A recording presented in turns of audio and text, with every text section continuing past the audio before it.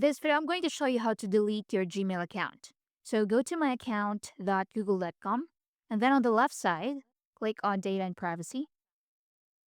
And once you're in here, scroll down and look for more options. And under that, you will see delete your Google account. So delete your entire account and data. So click on it. Now follow the instructions. So to continue, first verify its use. So enter your password. If you forgot your password, you can try another way. So click on this one. So I'm going to use my phone to verify. So I'm going to click on use your passkey. Then you will just have to scan this code to your phone. So open your camera and scan this code. So please read all this before deleting your account.